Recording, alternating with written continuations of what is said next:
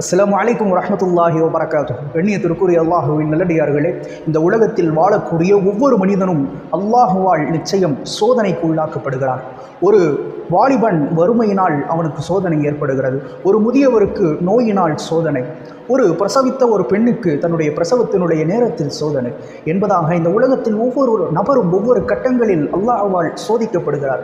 காரணம் என்ன தெரியுமா? அல்லாஹ் திருக்குர்ஆனில் சொல்லுகிறான், வலனபுலுவன்னகும் பிஷைஇம் மினல் கௌஃபி வல் ஜூஇ. இந்த உலகத்தில் வாழக்கூடிய ஒவ்வொரு மனிதருக்கும் பயத்தை கொண்டு சோதிப்போம். வல் ஜூஇ, பசியை கொண்டு நாம் சோதிப்போம்.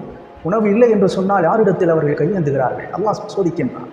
வனக்ஸின் மினல் அம்வால், அடுத்து மிக முக்கியமானது, பணங்காசுகளை அல்லாஹ் எடுத்து விட்டு அவர்களை சோதிப்பான். அவர்கள் யாரிடத்தில் கையேந்துகிறார்கள்? வல் அன்ஃபஸி வஸ்ஸமராத் வபஷ்ஷிரிஸ் ஸாபிரீன்.